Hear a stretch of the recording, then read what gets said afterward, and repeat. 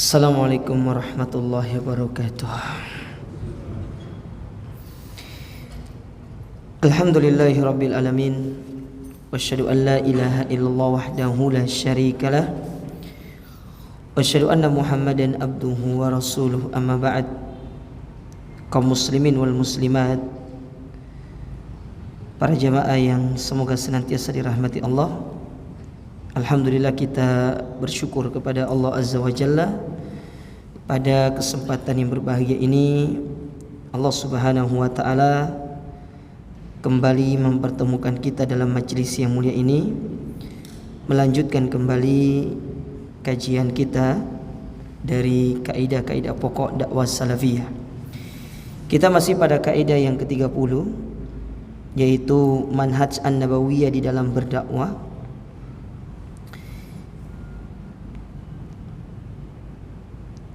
Kita lanjutkan apa yang ditulis oleh Syekh di sini. Kata beliau, wa yanbaghi an ya'lam anna al-a'mala as-salihah amara Allah biha amra ijabin aw istihbab.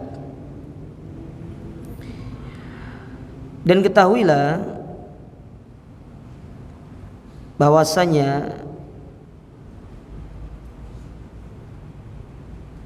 amal soleh yang Allah perintahkan itu adalah amal soleh yang amro ijab, ya, adalah perintah yang sifatnya diwajibkan ataupun dianjurkan. Wal a'mal al-fasida nahallahu anha, sedangkan perbuatan-perbuatan yang buruk Allah larang dari kita mengerjakannya. Wal amalu idza ishtama ala maslahatin wa mafsadatin fa inna syari hakim. Dan apabila satu perbuatan itu mencakup maslahat dan mafsadat, maka syari dalam hal ini yaitu Allah Ta'ala sebagai pemberi keputusan. Fa in ghalabat maslahatuhu ala mafsadatihi syara'ah. Kalau ternyata maslahatnya lebih utama daripada mudaratnya, maka diperintahkan. Wa in ghalabat mafsadatuhu ala maslahatihi lam yusyarri. Tapi kalau mafsadatnya lebih besar daripada maslahatnya, maka perkara itu tidak akan dianjurkan, tidak akan disyariatkan. Contoh dalam hal ini seperti ketika di zaman Nabi SAW, terkait masalah Allah mengharamkan khamar, yang mana sebelumnya itu Allah Ta'ala masih memberikan keringanan kepada para sahabat untuk boleh meminum khamar. Pokoknya tidak boleh kalau dalam kondisi sholat. La taqrabus sholata wa antum sukara, jangan kalian mendekati sholat dalam kondisi mabuk. Kenapa tidak boleh sholat dalam kondisi mabuk? Biar tidak ngawur, biar apa yang diucapkan itu dia paham. Ternyata hal tersebut setelah dievaluasi justru banyak kemudaratannya. Maka kemudian Allah Ta'ala mengharamkan yang namanya khamar, ya, sebagaimana yang Allah sebutkan di dalam Al-Quran. Kata Allah Subhanahu wa ta'ala,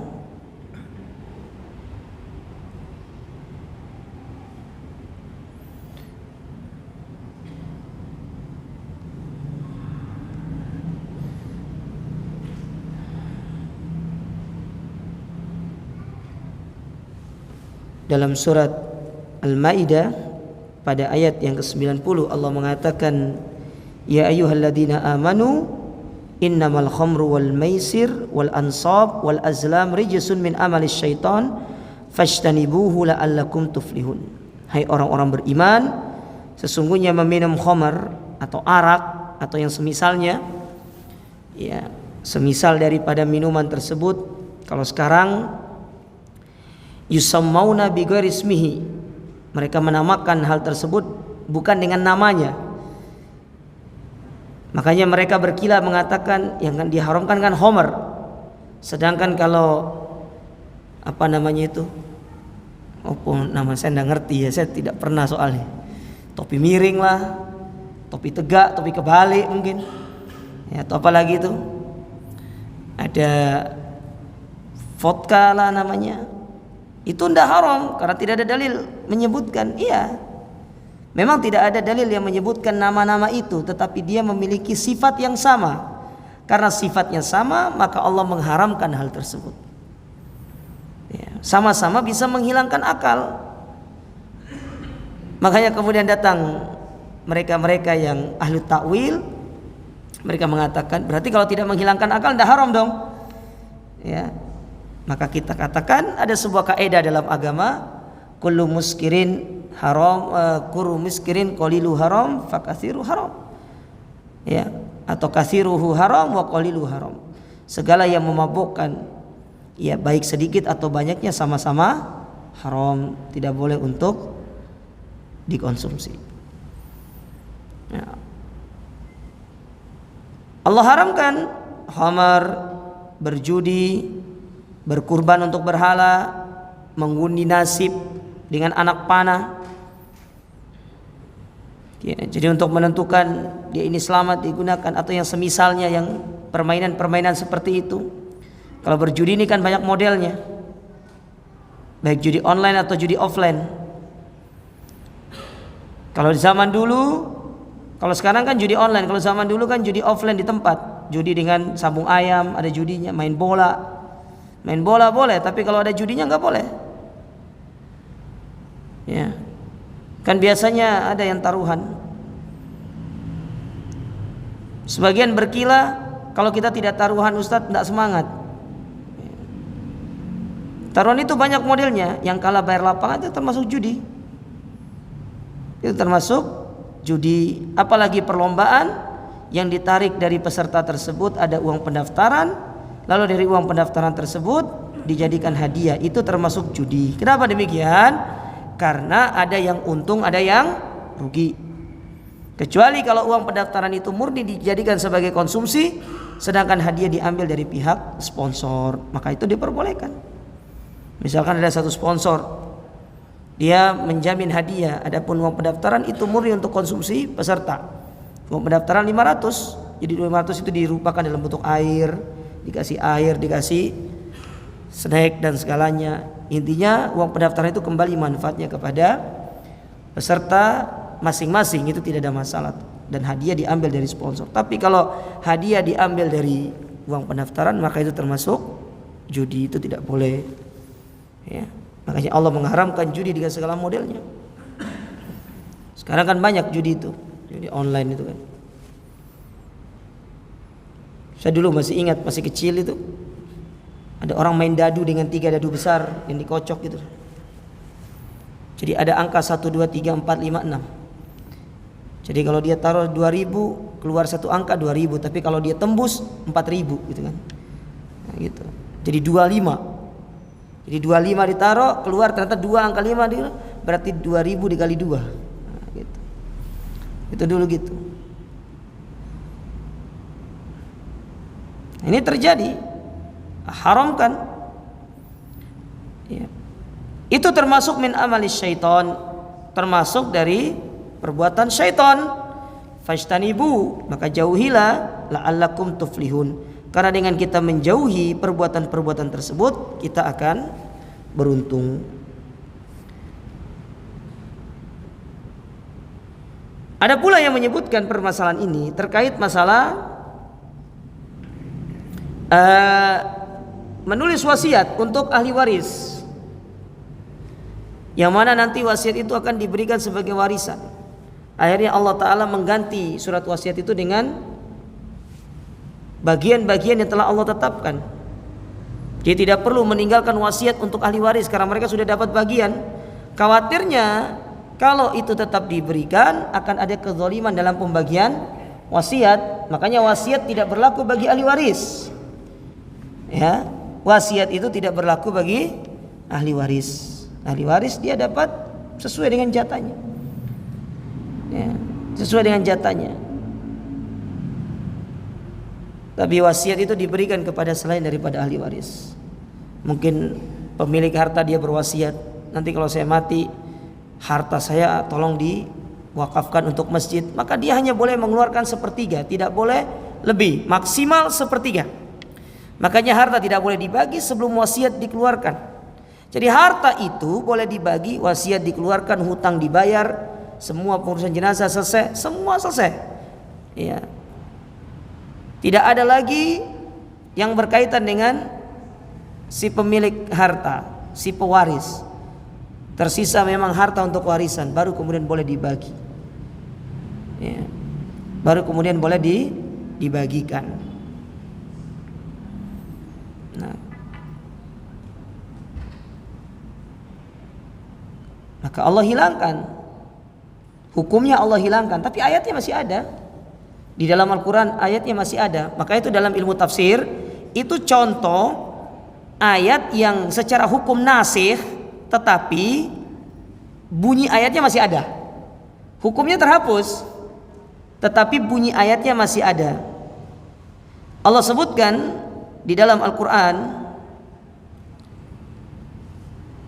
yaitu di dalam surat Al-Maidah, dalam surat Al-Baqarah ayat 180. Sama juga dalam surat Al-Maidah juga ada. Surat Al-Baqarah ayat 180. Tapi yang masyhur itu ayat Al-Baqarah 180. Allah mengatakan di situ, kutiba alaikum, diwajibkan atas kalian, idza hadara ahadakumul maut, apabila ada tanda-tanda kematian yang mungkin datang kepada diri kalian, in taraka khairanil wasiyata lil walidain wal aqrabin bil ma'ruf, yaitu kalian berwasiat untuk ibu bapak kalian, karib kerabat kalian secara ma'ruf. Maka hukum ini dihapus karena orang tua itu sudah masuk ke dalam kategori ahli waris. Tapi masih ada ayatnya. Jadi hukumnya sudah terhapus. Jadi tidak perlu meninggalkan wasiat untuk ahli waris, karena itu sudah tidak berlaku, terutama bagi orang tua. Ya, terutama bagi orang tua. Ya, ahli waris, wasiat ini misalkan seperti kepada anak angkat yang itu bukan ahli waris, itu boleh dikasih wasiat. Jadi ditulis wasiat, saya wasiatkan harta saya untuk diberikan kepada fulan, sepertiga maksimal. Ya, sepertiga. Kalau tidak ada nominalnya, ya, maksimal sepertiga, karena 2/3 akan dibagikan.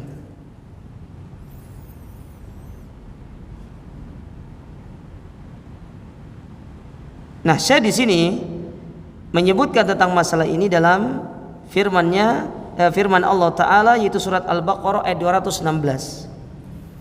Allah mengatakan di situ, kutiba alaikumul qital wa huwa kurhul lakum.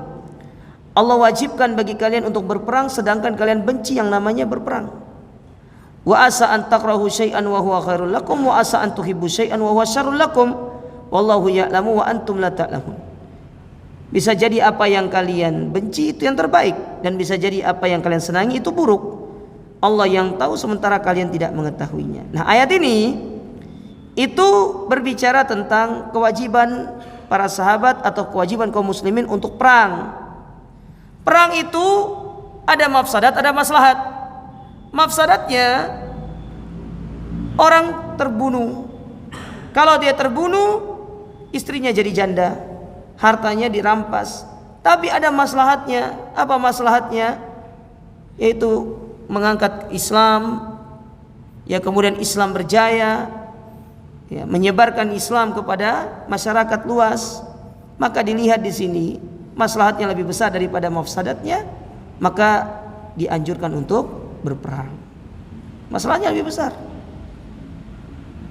dianjurkan untuk berjihad. Makanya Allah katakan, bisa jadi apa yang kalian benci itu baik. Para sahabat tidak suka berperang itu karena mereka sudah hidup dalam kedamaian.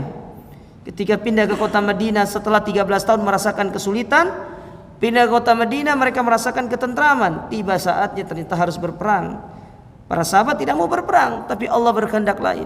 ada maslahat dari peperangan itu untuk menunjukkan kekuatan kaum muslimin untuk mengangkat Islam. Maka kemudian diwajibkan perang. Dari perang tersebut dapat harta ghanimah. Lihat harta ghanimah banyak. Ketika perang Badar harta ghanimah banyak. Ketika melawan Persia, bagaimana harta ghanimah itu? Pernah dengar kisah Suraqah? Suraqah yang ketemu sama Nabi SAW. Kata Nabi, wahai Suraqah, engkau akan mengenakan pakaian dari Persia, pakaian rajanya Persia. Suraqah ketawa. Suraqah ketawa ketika mendengar Nabi SAW mengatakan itu kepada dia. Wahai Suraqah, engkau akan mengenakan baju dari raja Persia. Suraqah ketawa, dikira itu adalah suatu hal yang mustahil. Subhanallah, di zaman Umar bin Khattab Persia tumbang, maka kemudian dibawa harta benda termasuk pakaian rajanya Persia. Akhirnya Umar memanggil Suraqah, Suraqah sini, kamu masih ingat Rasul pernah ngomong apa? Kata Suraqah, iya, ini baju Persia kamu pakai.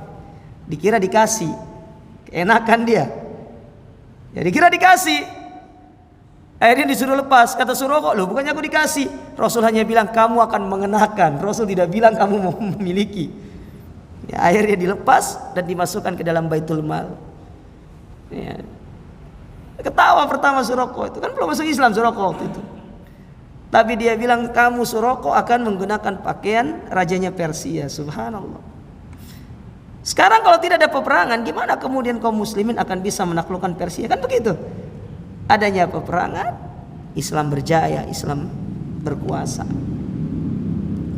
Makanya terkadang apa yang Allah syariatkan kepada kita itu menurut kita kosong dari hikmah, tapi di sisi Allah Ta'ala semuanya memiliki hikmah. Maka cukup kita amantu billah, kita beriman terhadap apa yang Allah Subhanahu wa Ta'ala perintahkan kepada kita. Kan begitu.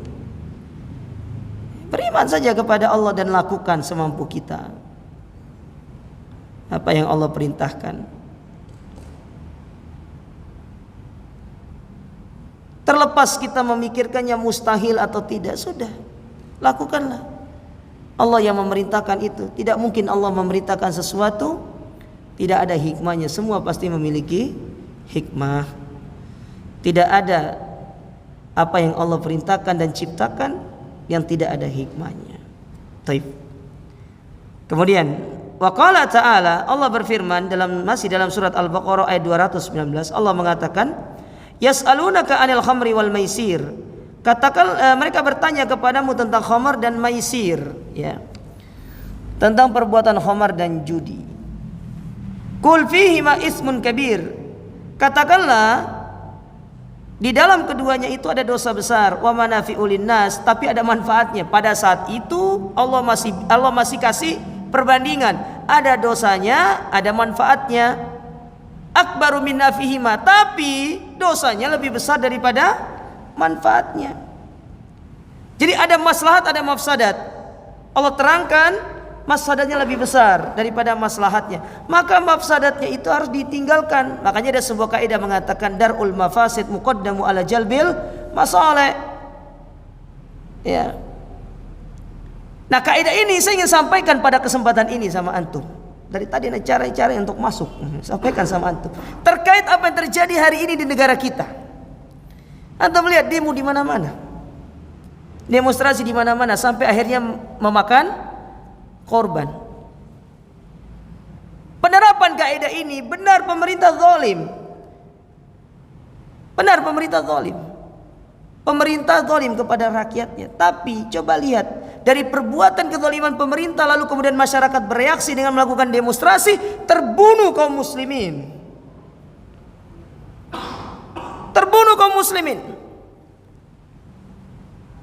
Maka saya sampaikan, tidak ada kebaikan yang terjadi orang demo itu, tidak ada. Mulai dari zaman Pak Harto sampai hari ini tidak ada kebaikan bagi negara kita. Dan saya berdoa semoga negara ini tidak seperti Mesir.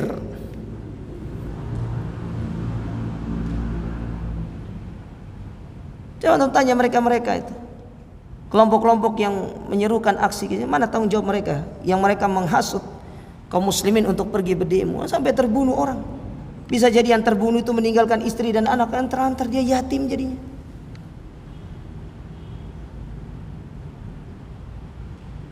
Coba dia bersabar dalam menghadapi pemerintah.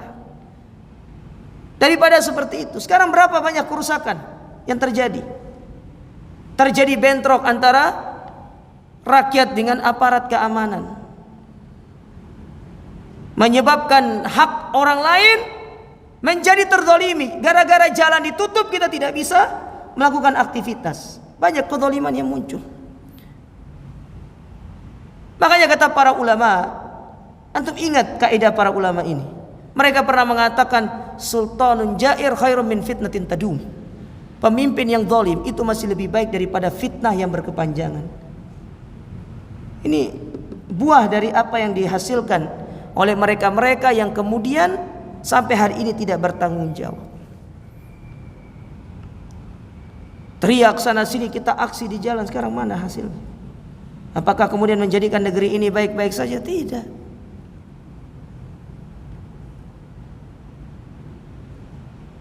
Dulu kita protes gara-gara Pak Harto korupsi. Kita katakan beliau korupsi, protes dilengserkan. Padahal itu satu orang. Sekarang perhatikan hari ini berapa orang yang korupsi.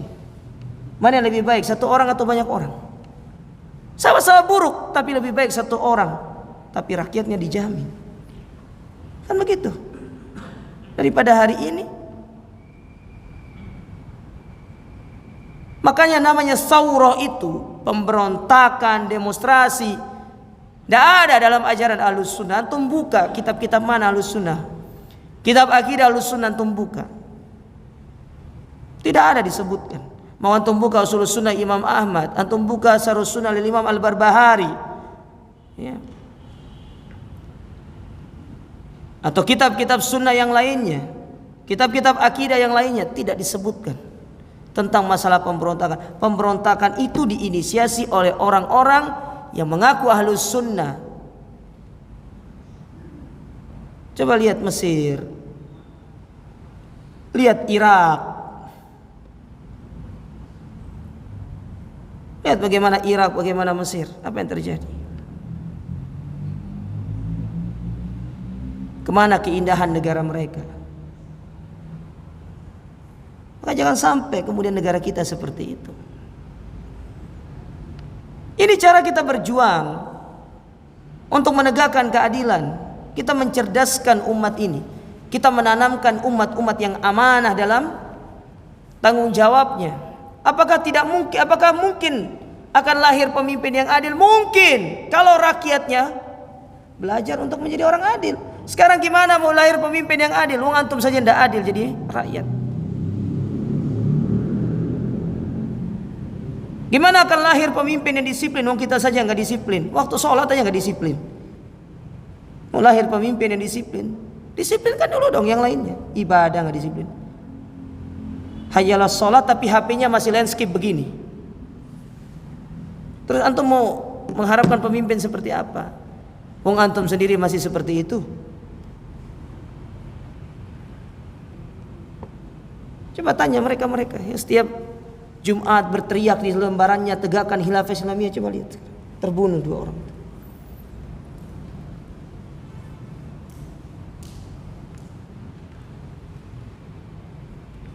Sekali lagi, dakwah salaf atau yang mereka sebut dengan Wahabi bukan dakwah yang pengecut, tapi mereka itu memilih apa yang diajarkan oleh Nabi SAW, berjuang sesuai dengan apa yang diajarkan oleh Nabi SAW.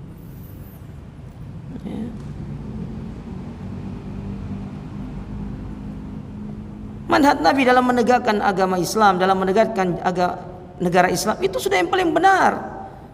Antum mau coba bagaimanapun, antum mau masuk parlemen, masuk pemerintah, hari ini antum mengatakan yang hak, lalu kemudian antum masuk parlemen, antum dikasih proyek, selesai itu yang hak, semuanya jadi abu-abu, halal haram sikat, akhirnya ujung-ujungnya sandung sapi.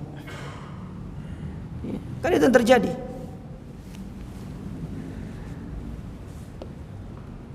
Kaidah jelas, Nabi bersabda, isma' wa tuti'. dengar, taat.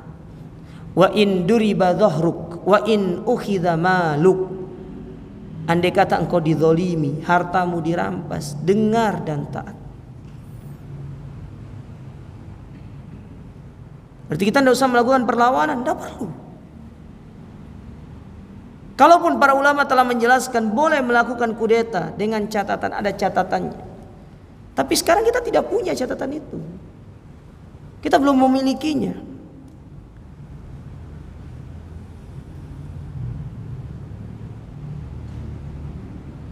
Terus apakah setelah nanti aksi ini akan lebih baik? Tidak. Setiap tahun kan terjadi aksi demonstrasi.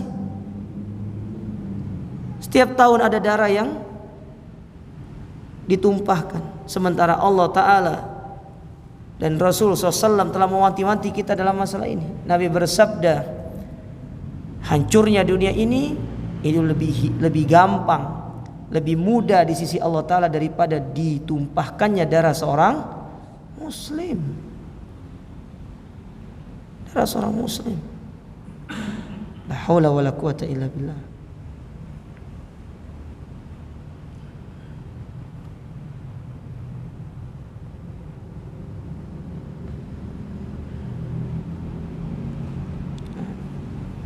Karenanya perhatikan masalah seperti ini, kaidah ini, semua ini sudah terbukti. Bukan hanya di Indonesia, di seluruh negara-negara Islam. Coba lihat apa yang terjadi. Bagaimana Libya, bagaimana Afghanistan, ya kan? Lihat Suriah, Irak, ya. Mesir itu loh yang paling dampaknya itu paling terlihat. Sejak penggulingan Husni Mubarak sampai hari ini, apa yang terjadi di Mesir? Tidak tenang. Tidak tenang hidupnya.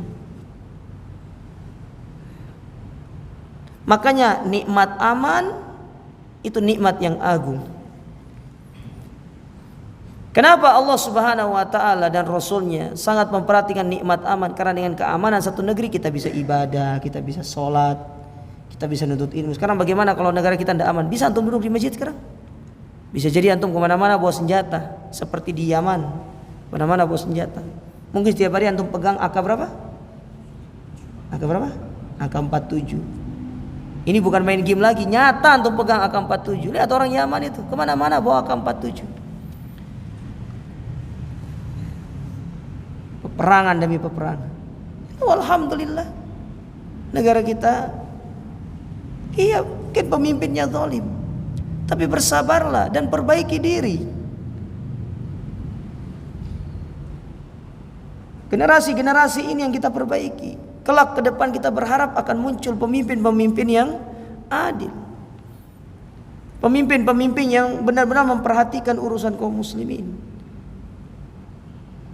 Kita berdoa seperti itu. Ini bukan malah sibuk turun. Sekarang mereka pergi, turun ke jalan. Mereka tidak bekerja, mereka zalim. Anak istri mereka ditelantarkan. Pulang-pulang ternyata keranda jenazah yang datang. Subhanallah. La haula wala quwata illa billah. Sudahlah ngaji, belajar, perbaiki ibadah, banyak-banyak berdoa. Muamalah yang baik dengan tetangga. Ya. Kalaupun kita sebagai seorang penguasa, belajarlah jadi penguasa yang adil. Gunakan jabatan untuk memberikan manfaat kepada kaum muslimin. Bayangkan kalau satu orang kita kasih manfaat, itu sudah luar biasa. Sekarang bagaimana kalau kita seorang RT, ya di wilayah lingkup kerja kita berikan dia satu kebijakan yang membuat mereka bahagia. Sudah berapa doa yang akan kita dapatkan. Bayangkan warganya mendoakan Pak RT, semoga Pak RT diberikan rahmat. Bedakan kalau wah Pak RT kurang ajar ini, semoga cepat lengser. Beda dengan Pak RT yang didoakan, ya Allah Pak RT-nya subhanallah, sehingga tatkala dia turun kita enggan untuk menggantinya karena RT itu RT yang sangat adil. Kan begitu.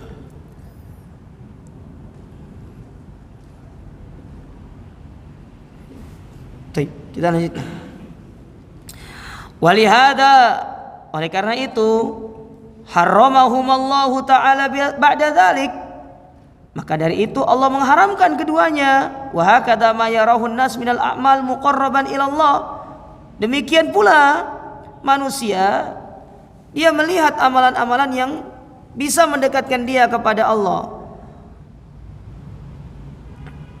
Walam yashra'hu Allah wa Rasul, yang mana amalan itu tidak disyariatkan oleh Allah dan Rasul. Fa innahu la budda an yakuna dararuhu a'dham min naf'ihi, maka bisa dipastikan kemudaratannya pasti lebih besar daripada manfaatnya. Mana contoh amalan yang tidak disyariatkan? Contoh di bulan yang mulia ini, bulan Rabiul Awal, bulannya Maulid. Coba lihat maulid setiap tahunnya apa yang terjadi. Buat panggung besar, kemudian ada majelis salawatan. Sudah gitu ada sing joget-joget. Apa mana? Perempuan joget di hadapan laki-laki. Kalau dia joget di hadapan suaminya nggak apa-apa, berdua di dalam kamarnya. Tapi kalau dia berjoget di hadapan rakyat, sudah gitu di syuting, di share di media sosial sampai semua orang bisa melihat. Mana kemudian kecemburuan kita sebagai suami? Anda jangan menjadi dayus. Melihat istri Anda seperti itu, kemudian Anda bangga masuk TV, bangga istrinya menjadi trending topik. Anda berdosa selama video itu ditonton, selama itu pula Anda berdosa sebagai seorang suami.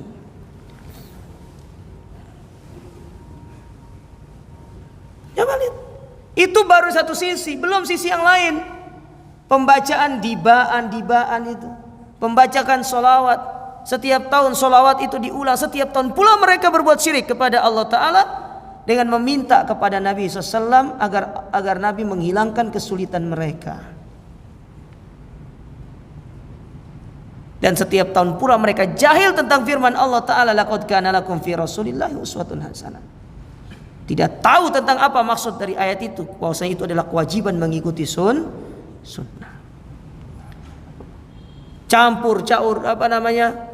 Campur baur laki perempuan ikhtilat. Lalu kemudian di tengah-tengah acara terjadi khurafat, tiba-tiba dia matanya melongok dari kiri ke kanan, katanya Rasul hadir katanya. Ini yang benar yang mana? Yang di sini bilang Rasul hadir, di sana Rasul hadir, berarti Rasul memiliki ilmu menggandakan diri. Ini bukan Naruto. Rasul menggandakan diri, subhanallah. Di mana akalnya? Sudah gitu orang semua pada percaya. Habis itu jualan. Jualan apa? Jualan air berkat. Sudah dicelupin pakai tangannya. Satu botol 50.000. Sekarang yang hadir 200.000 orang. 200.000 kali 50.000 berapa totalnya? Hitung. Berapa itu?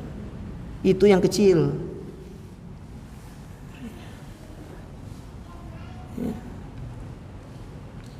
Datang cerita-cerita khurafat segala macam. Lalu kemudian memberikan sebuah perumpamaan. Wah, itu Wahabi larang kita berzikir. Diberikan contoh. Apa hukum nanas? Boleh. Apa hukum timun? Boleh. Apa hukum jambu? Boleh. Apa hukum sambal kacang? Boleh. Dicampur jadi rujak? Boleh. Apa hukum zikir? Ya boleh. Apa hukum salawat? Boleh. Apa hukum bermajelis? Boleh. Dijadikan majelis zikir? Bid'ah katanya. Ya iyalah bid'ah. Wong dibaca salah.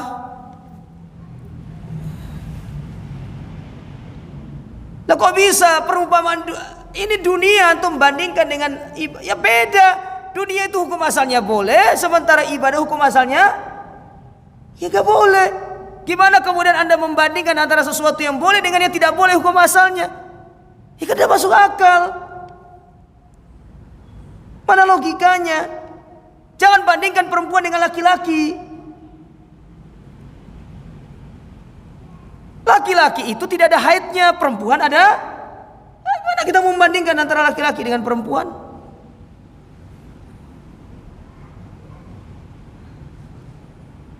Sebuah perumpamaan yang aneh gitu loh. Oke, sekarang saya katakan, apa hukum nanas? Halal. Apa hukum jambu? Halal. Apa hukum mentimun? Halal. Apa hukum bengkoang? Halal. Kemudian apa hukum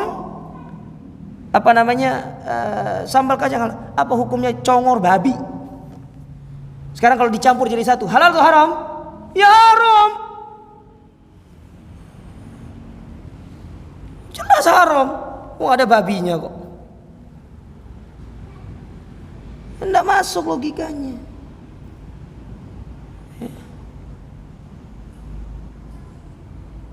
Apa hukum nanas? Halal. Apa hukum jambu? Kalau dicuri, ya haram.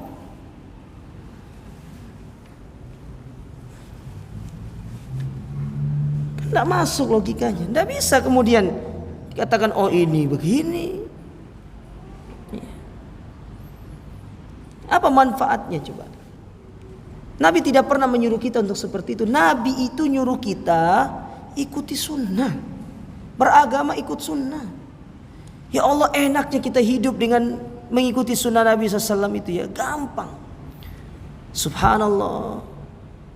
Ya. Tidak perlu kemudian kita capek-capek. Coba lihat betapa mudahnya ibadah mengikuti sunnah itu.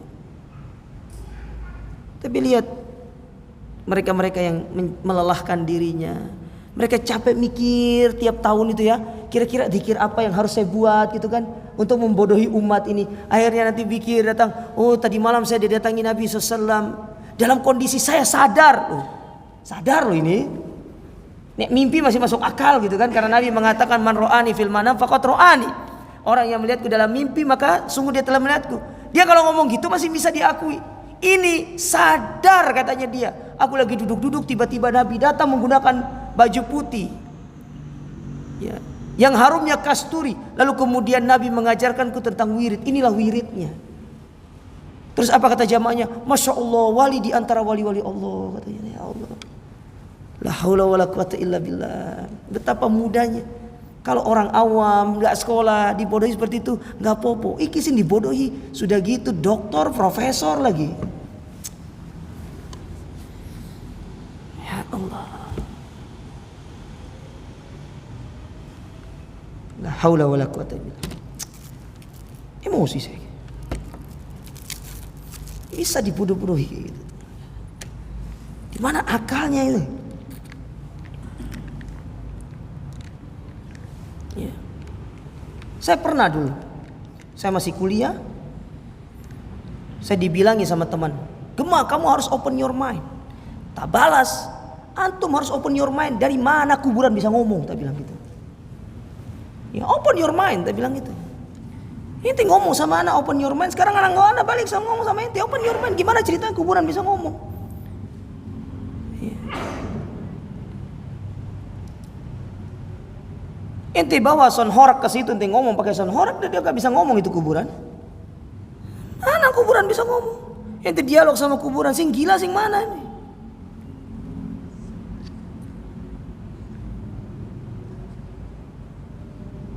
Ketika tidak bisa membantah, ujung-ujungnya Wahabi menolak ziarah. Siapa yang menolak ziarah? Tidak pernah kita menolak ziarah kubur. Bahkan fatwa Syekh bin Baz rahimahullah mengatakan, andai kata ziarah kubur itu hanya sekedar untuk ingat mati, maka boleh menziarahi kuburan orang kafir. Sekedar untuk ingat mati boleh untuk menziarahi kuburan orang kafir. Tapi adab-adabnya tidak diberlakukan di situ. Tidak kita mengucapkan salamu alaika. Gimana kita mengucapkan salam orang kafir? Masuk ingat mati boleh seperti itu. La haula wala quwata illa billah. Apa manfaatnya terus? Tidak ada manfaatnya. Tidak mendatangkan ketakwaan, tidak menjadikan kita dekat kepada Allah Ta'ala. Wa illa falau kana naf'uhu a'dham ghaliban ala darari lam yahmilhu atau lam yuhmilhu asy-syari'. Kalaupun ada manfaatnya, syariat tidak pernah mewajibkan. Fa innahu hakim. Karena sungguhnya Allah Subhanahu wa taala Al-Hakim. La yuhmilu masalihad din wa la yufawwitul mu'minin ma yuqarribuhum ila rabbil alamin. Karena enggak mungkin Allah taala itu lalai dari kebaikan-kebaikan agama, dan tidak mungkin ya sesuatu yang bisa mendekatkan diri orang beriman kepada Allah itu ditinggalkan untuk dijelaskan. Enggak mungkin. Oh, agama ini sudah sempurna kok. Ada dulu juga.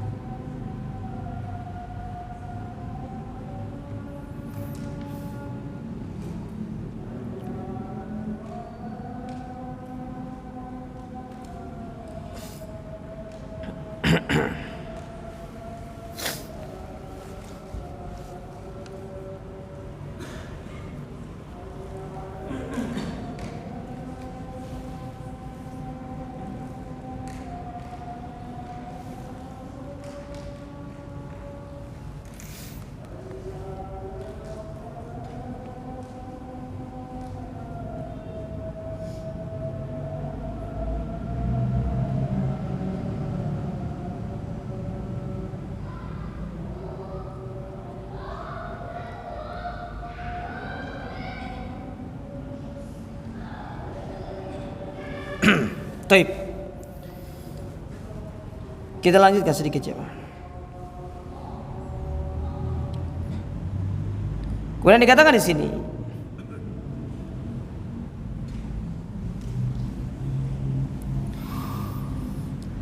idza tabayyana hadza, apabila kita perhatikan masalah ini, fanaqul lisail, maka kita katakan kepada yang bertanya,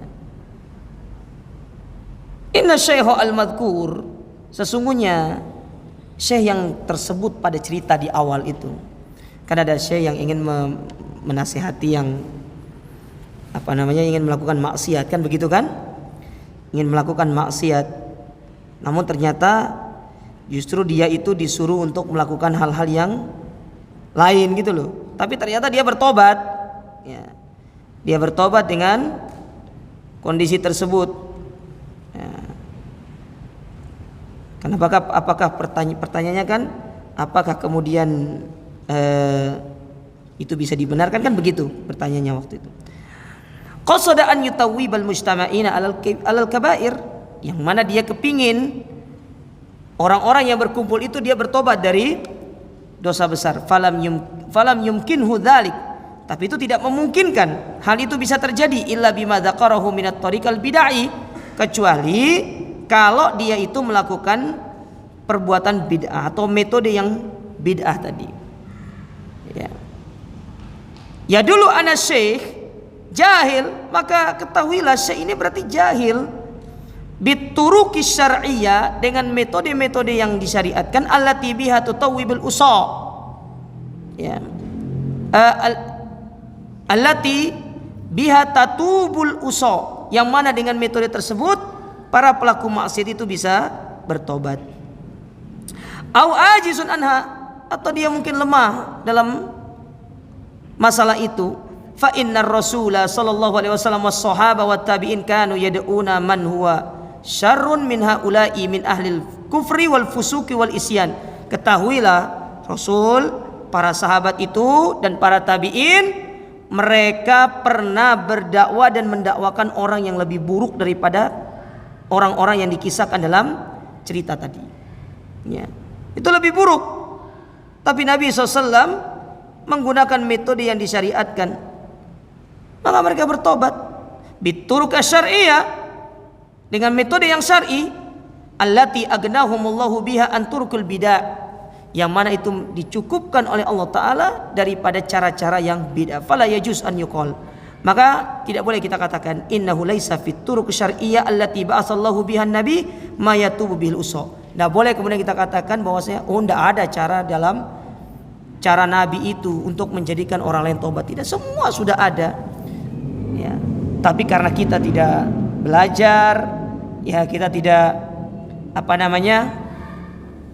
memperhatikan bagaimana sunnah-sunnah Nabi SAW, itu yang menyebabkan kita jahil terhadap metode yang diajarkan oleh Nabi SAW.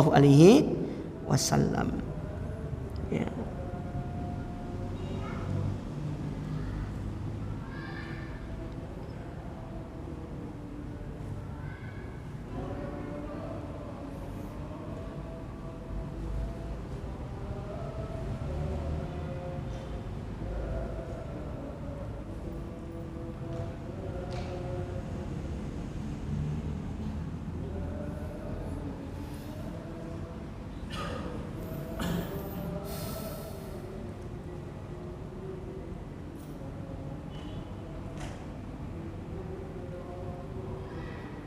Tapi perjalanan insyaallah kita lanjutkan pada pertemuan berikutnya. Jadi intinya metode syar'i itu tetap yang lebih utama, dan jangan kita menggunakan metode-metode termasuk demonstrasi, itu metode yang bid'ah. Itu cara yang bid'ah yang diajarkan oleh orang-orang harokiyin, ya, dan juga oleh orang-orang khawarij. Lihat pemberontakan yang terjadi di zaman Utsman, menyebabkan Utsman bin Affan meninggal dunia. Dan itu korban pertama dari demo. Jadi korban pertama demo itu Utsman. Bayangkan Utsman lagi baca Quran, para pendemo masuk ke rumah Utsman, masuk ke rumah khalifah, membunuh khalifah. Terbunuh Utsman. Sekarang sudah berapa nyawa yang terbunuh dengan demonstrasi itu? Saddam Hussein itu besok minta pertanggungjawaban di hari kiamat itu. Muammar Gaddafi minta tanggung jawab di hari kiamat. Nah, kita katakan mereka pemimpin yang zalim. Iya. Tapi kan harus sabar menghadapi pemimpin itu. Makanya satu negeri kalau sudah tidak menerapkan bagaimana metode kenabian dalam memperbaiki penyimpangan tidak akan pernah bisa aman. Dan semoga negara kita ini segera menyadari akan hal ini. Maka semoga dakwah salaf ini terus berkembang dan mencerahkan masyarakat kita. Karena ini bagian daripada kita mencerdaskan bangsa ini. Jadi mencerdaskan bangsa bukan hanya sekedar bangsa bisa baca tulis, tahu cara beragama yang benar itu seperti apa. Cara beragama benar seperti apa gitu loh. Tahu mana yang buruk, mana yang baik, mana yang maslahat, mana yang mafsadah.